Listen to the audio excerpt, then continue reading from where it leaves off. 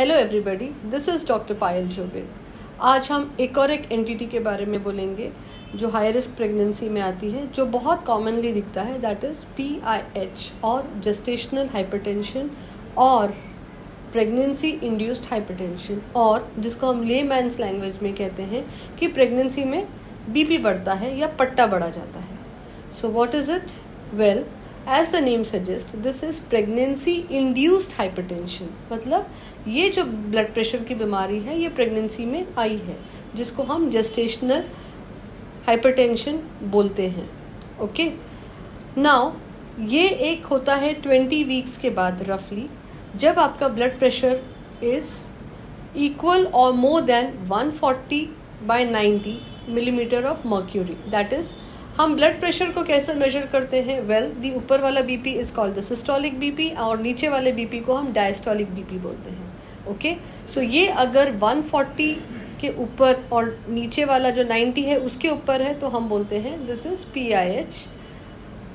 Now gestational hypertension में kidneys usually affected नहीं होते, तो there is no urinary proteinuria and there is only increase the BP, that is BP is more than 140/90 millimeters of mercury on 2 separate occasions. Now this is really very very important. Why? Because अक्सर जब भी कोई patient doctor के पास चल के आता है तो there is a concept called as white collar hypertension. That is, doctor को देख के, केबिन को देख के, हॉस्पिटल को देख के अच्छों का बीपी बढ़ जाता है। So this is called as white collar hypertension. Well, to differentiate between this hypertension which is a very transient और जो डरने की वजह से, फोबिया की वजह से हो गया है, विथ दिस एंटिटी हमने लेना चाहिए BP readings on 2 separate occasions 6 hours apart. कैसे लेना चाहिए? Well, the patient should be in the resting face, बैठ के प्रॉपर उसका हाथ रख के बीपी कफ बांध के उसको हमने 2 मेथड जो हमारे हैं, पाल्पेटरी और ऑस्कल्टेटरी मेथड, उससे हमने ये ब्लड प्रेशर रिकॉर्ड करना चाहिए। नाउ, जैसे मैंने आपको बोला, जेस्टेशनल हाइपरटेंशन में there is no urinary proteinuria but there is only increase in the blood pressure. But PIH में यूजुअली किडनीज अगर अफेक्टेड हैं तो देर इज़ किडनी के वजह से there is excretion of proteins, जिसको हम बोलते हैं यूरिनरी प्रोटीनूरिया दिखता है।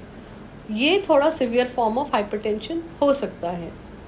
पेशेंट कैसे प्रेजेंट करेगा आपको? वेल, टिपिकली 20 वीक्स के बाद लेडी आएगी, बोलेगी डॉक्टर मेरा वेट बहुत ज़्यादा बढ़ रहा है। नाउ वी ऑल नो कि प्रेगनेंसी में वेट बढ़ना चाहिए, प्रेगनेंसी में वेट बढ़ता है, लेकिन if there is excessive weight gain as compared to the normal weight gain in pregnancy, gestational hypertension की शक्यता है। या अगर उसको, जैसे हम बोलते हैं कि पैरों में बहुत सूजन है, वो सूजन कम नहीं हो रही है, if she can not wear her slippers, चप्पल नहीं पहन पा रही है, वो एक इंडिकेशन है। तो आपको एक शक होता है कि इसका ब्लड प्रेशर बढ़ रहा है। हेडेक है जो वार्निंग साइंस में आता है, चक्कर आने लग गए हैं, वॉमिटिंग सेंसेशन है, ब्लरिंग ऑफ विजन है। So these are all symptoms कि पेशेंट का ब्लड प्रेशर बढ़ रहा है। सो एक गायनेकोलॉजिस्ट, जब भी एक पेशेंट आपके पास एंटीनेटल चेकअप्स के लिए आते हैं तो वो गायनेकोलॉजिस्ट उसका पैरों का एडिमा भी देखती है गायनेकोलॉजिस्ट। अगर वो एडिमा ज़्यादा लग रहा है तो yes, this is an indication कि इसको PIH हो सकता है। ओके, कौन से इन्वेस्टिगेशंस करते हैं हम? We do a urinary albumin to rule out proteinuria है या नहीं।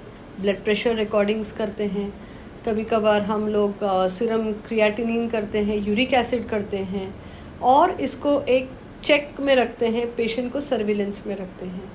डॉक्टर हमेशा पेशेंट को ये भी काउंसलिंग करते हैं कि मैडम आपका बीपी काफ़ी बढ़ा हुआ है, सो आपको थोड़ा केयर लेना पड़ेगा। क्या केयर लेना पड़ेगा? You have to be under the supervision of the doctor. Number 1, salt restricted diet, increase your protein intake, decrease your fat content and have lots of fluids. Doctors usually anti hypertensive drugs भी देते हैं patients को, like लैबिटोलॉल या alpha Mithil dopa. ये जो pregnancy में safe है वो देते हैं। एक चीज़ नोट करनी बहुत ज़्यादा ज़रूरी है कि प्रेगनेंसी में होने वाला जो ब्लड प्रेशर है और विदाउट प्रेगनेंसी जो ब्लड प्रेशर है, उनमें जो यूज़ करे जाते हैं drugs, they are little slightly different. Why? Because in pregnancy हमारा काम सिर्फ मदर को इसमें से बचाना नहीं है. We have to take care of the mother as well as the baby in the womb, right? So what are the probable complications? Well, अगर इसको हमने जल्दी से पकड़ में नहीं लाया, डायग्नोस नहीं करा, डिटेक्ट नहीं करा, ट्रीट नहीं करा, या डाइटरी कुछ टिप्स नहीं दिए पेशेंट को, पेशेंट ने भी कंप्लायंस अगर नहीं रखा, तो ये ब्लड प्रेशर बढ़ सकता है. नंबर 1, इसको हम अगर कैटेगराइज करेंगे माइल्ड, मॉडरेट, सिवियर. सो माइल्ड में अगर आपका ब्लड प्रेशर ऊपर वाला जो सिस्टोलिक है अबाउट 140 to 149 के बीच में होना चाहिए. डायस्टोलिक नीचे वाला 90 to 99 के बीच में होना चाहिए. मॉडरेट 150 to 159 के बीच में होना चाहिए. Systolic, diastolic should be 100 to 109 के बीच में होना चाहिए. सिवियर ये होगा आपका more than 160 systolic and more than 110 diastolic. अब इसमें क्या होगा? Any PIH, any pregnancy induced hypertension, we all know placenta acts like a pipe, जिससे ब्लड जाएगा, जो ऑक्सीजन देगा, जो एनर्जी देगा बेबी को फॉर ग्रोथ, वो रिस्ट्रिक्ट हो जाएगा. सो बेबी को इंट्रायूट्राइन ग्रोथ रिस्ट्रिक्शन हो सकता है, बेबी को ओलिगोहाइड्रोमनियस हो सकता है, बेबी को severe form of intrauterine growth restriction होने की वजह से कभी कभार अगर अनकंट्रोल्ड है तो सडन इंट्रायूट्राइन डेथ भी हो सकता है. मदर को क्या कॉम्प्लिकेशंस हो सकती हैं? See, these all basically entities are multi systemic. So अगर ब्रेन में हेडेक ज़्यादा हुआ तो सेंट्रल नर्वस सिस्टम इन्वॉल्व हो सकता है. एक्लैम्शिया आ सकता है जिसको हम सीजर्स बोलते हैं, झटका आना immediately. then kidneys can get affected, eyes can get affected, then multi-systemic ये blood में आपके thrombotic चीज़ें हो सकती हैं. many things can happen. So this is a very what do you say, a common entity seen in the obstetric OPD, and this has to be tackled in a very systematic way. और इसमें patient और doctor का एक बहुत अच्छा rapport होना चाहिए. High risk भी होते हैं इसमें. तो क्या क्या हाई रिस्क हो सकते हैं? Well, if the pregnancy is below 20 years और अबव 40, जिसको हम एल्डरली प्राइमरी ग्रेविडा बोलते हैं.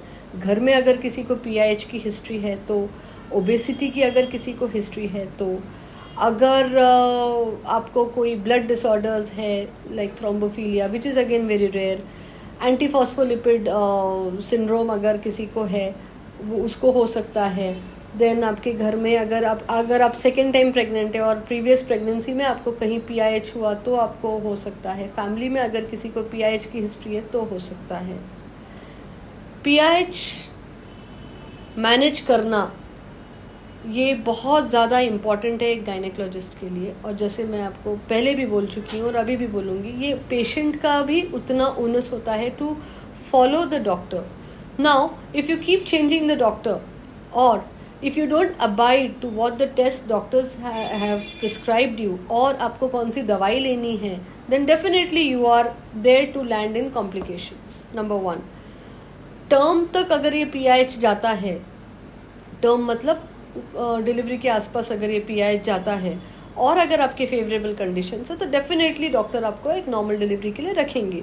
लेकिन अगर 7वें-8वें महीने में अगर बेबी को कुछ कॉम्प्लिकेशंस होने लग गए और मदर का ब्लड प्रेशर बढ़ने लगा और वो कंट्रोल नहीं हो रहा है, तो आपको डॉक्टर्स कुछ टेस्ट ज़्यादा बोलेंगे. कलर डॉपलर बोलेंगे, बेबी का कलर डॉपलर करके हम उसका सर्विलेंस कर सकते हैं. मदर का टेस्ट करेंगे, LFT, KFT.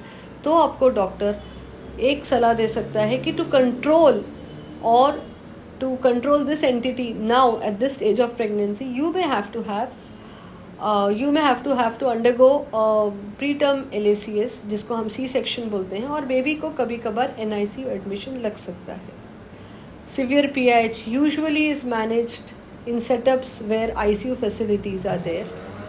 और इसको कुछ % फीमेल्स को पोस्ट डिलीवरी सेकेंडरी हाइपरटेंशन हो सकता है.